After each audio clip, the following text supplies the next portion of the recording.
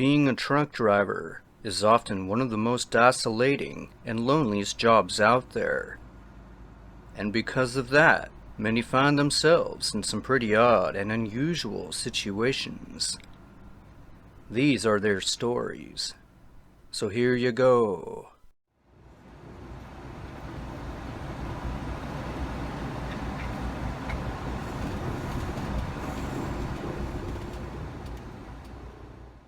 Story 1.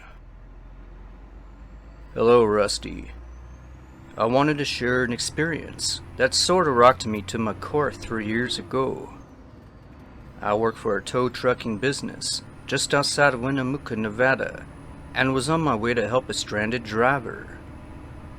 Headed west on I-80, my chocolate lab biscuit and I were about 15 minutes out when he began to behave oddly. Now, he usually sat right next to me in the passenger side seat most of the time, and added some companionship on those long and lonely nights. Well, on this particular cold February night, Biscuit became restless and agitated, jumping around, whining and whimpering about something I just couldn't quite put my finger on. Before we left the house, I fed him and let him out to use the potty like I do before every trip.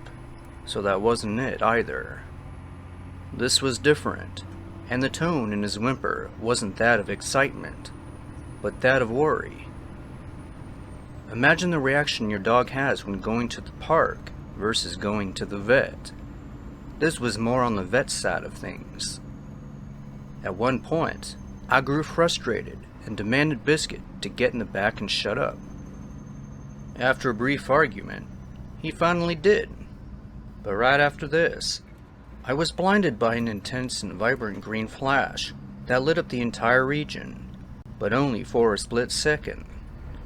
Strange, I thought.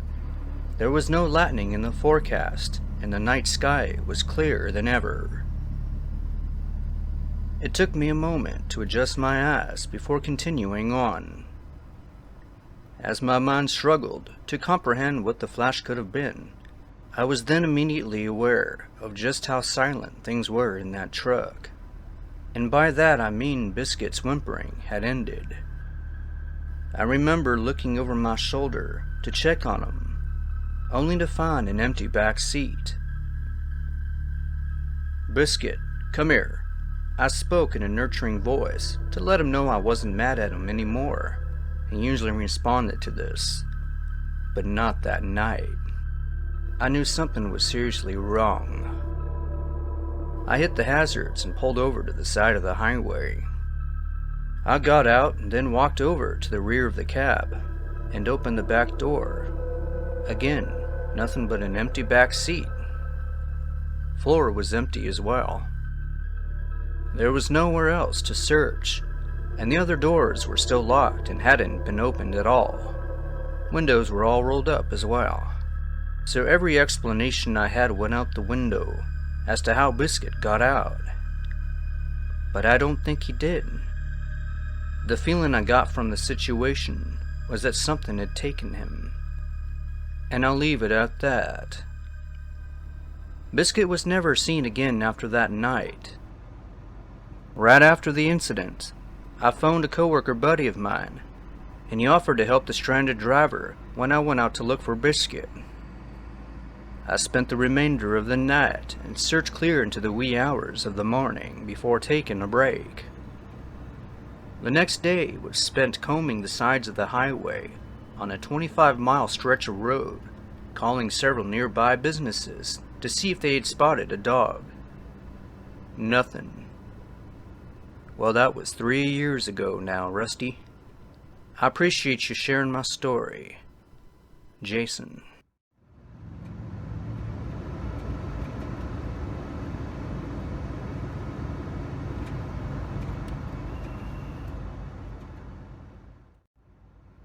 Story 2. Last winter, I was in the process of selling one of my tractor trailers to make room for some new inventory I was expecting around the new year. This was an older Volvo D13 sleeper, and well taken care of over the years.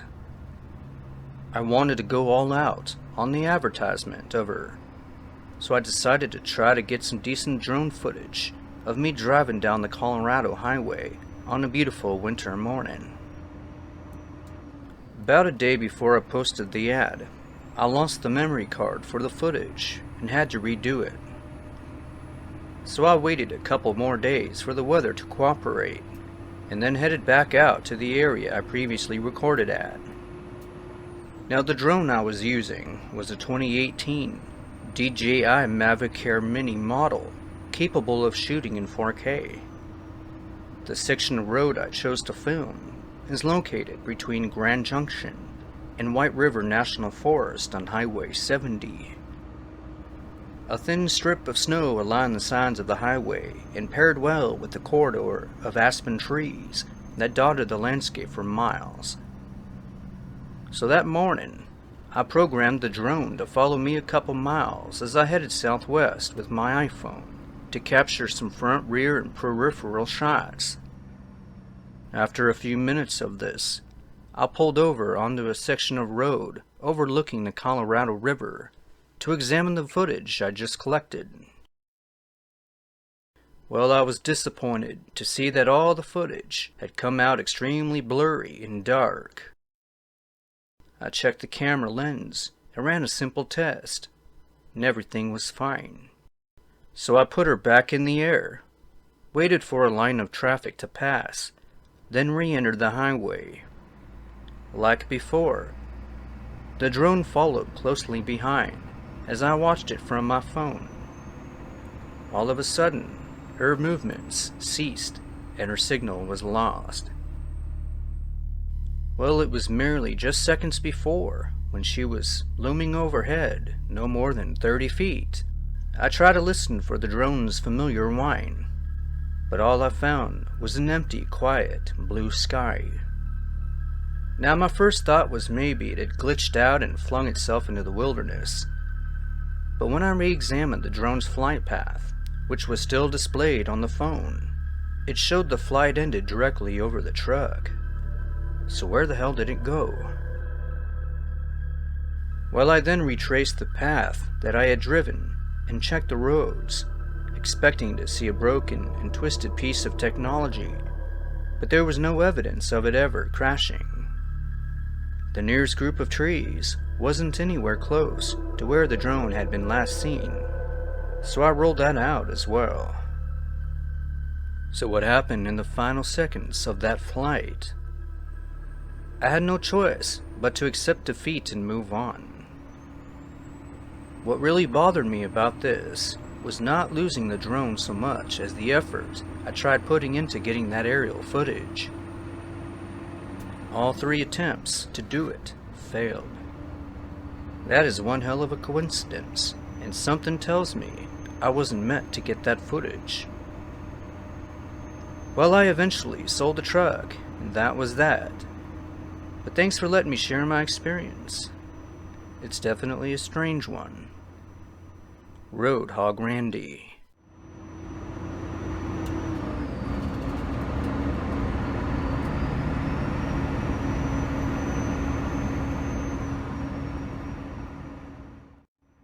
Story 3. Aloha, Rusty.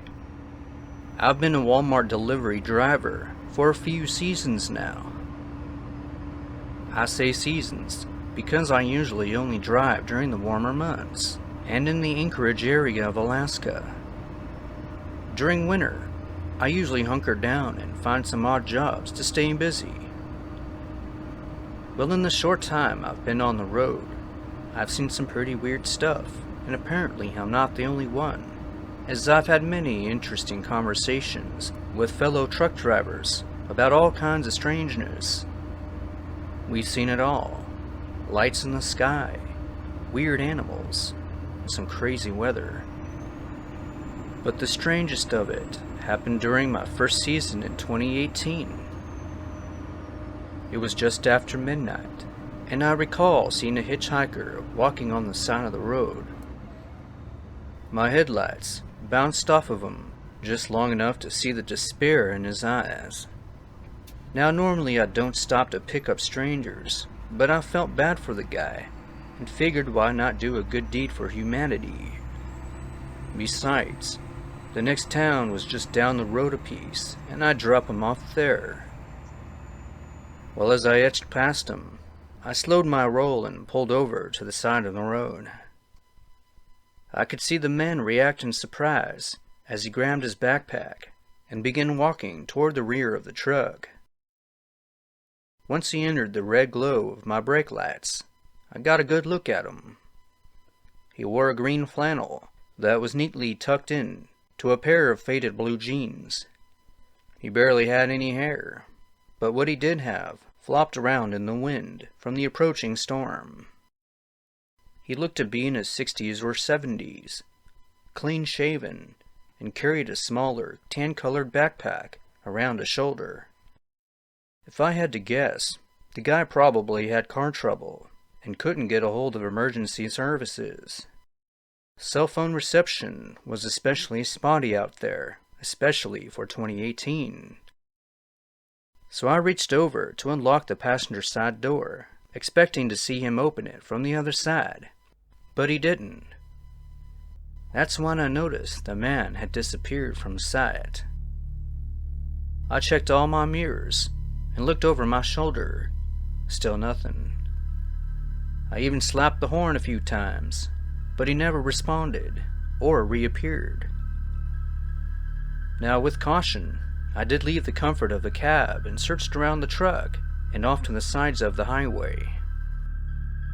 Well, I half expected to see the guy in the nearby fields, but that wasn't the case either. The man and his bag were gone, and I couldn't wrap my mind around it. How'd he do it? Why? He was there 1 second and gone the next. Something really odd was going on, and that was more than enough to get me back inside the truck and on the road again. As I pulled away from that stretch of highway, my eyes remained locked on the rear views. For those thinking he jumped on or in the back of the truck, that's not possible. If you've ever seen a Walmart delivery truck, you'll know it's just one big box sitting on that trailer. And when I arrived at the next town, I inspected everything, just to be sure. All doors were still locked. Nothing was disturbed. I never thought I'd actually hear myself saying this, but I think what I experienced that night was a ghostly encounter. Convince me otherwise. Thanks, Rusty. Tango Tim.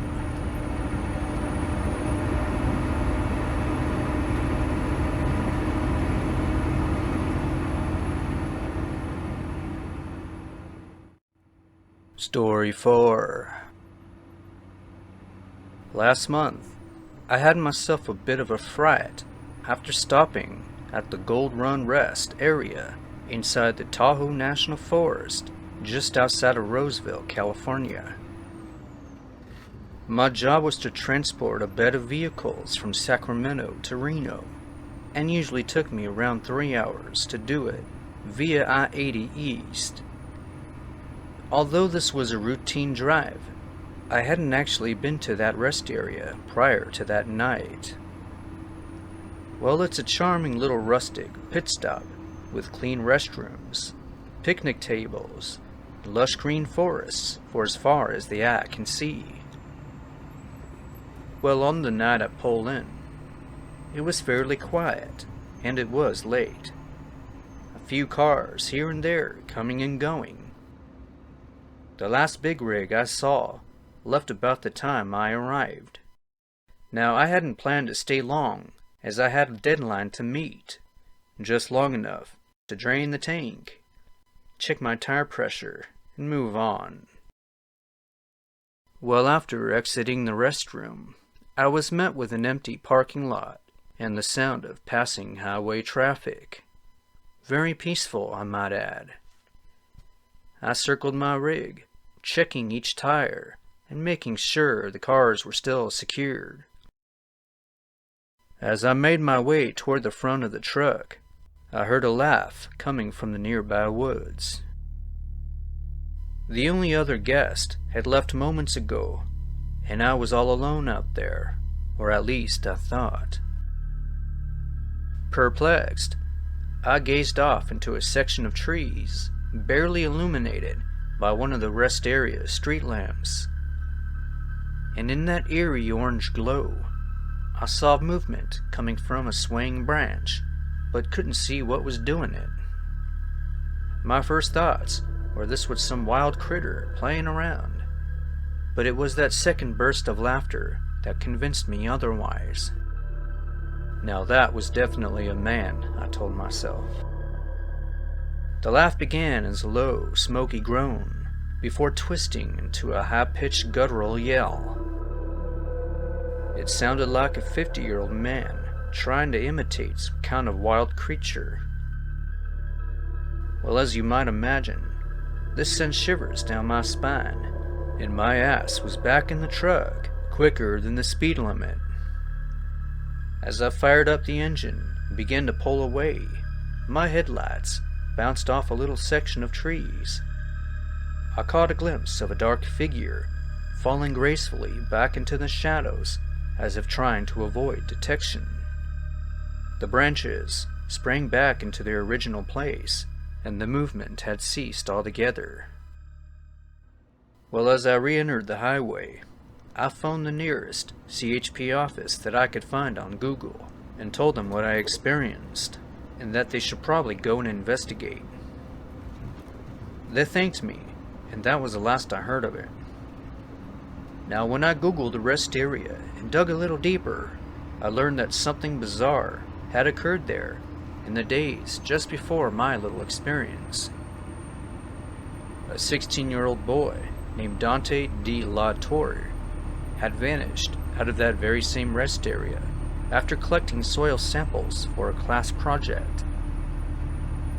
After a brief search and rescue effort, they found him deceased in a remote wooded area near the rest area, but there was no indication of foul play.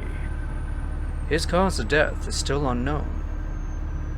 All I know is that the student set out with snow boots, 2 smaller sized shovels, a hand towel, and water. Now, I highly doubt this had anything to do with the figure I saw that night, but I just can't shake that feeling that they may very well be connected in some bizarre way.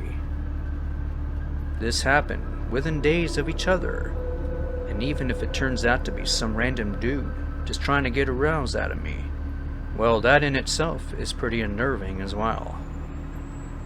Either way, don't let your guard down if you too find yourselves making a pit stop at the old Gold Run rest area in California.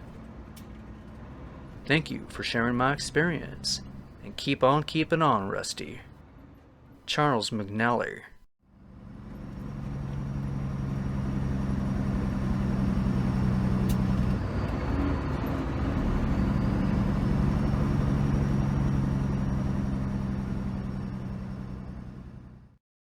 And there you have it. So next time you find yourselves stuck behind a line of big rigs, just remember all that they do to keep us comfortable and connected all over the U.S.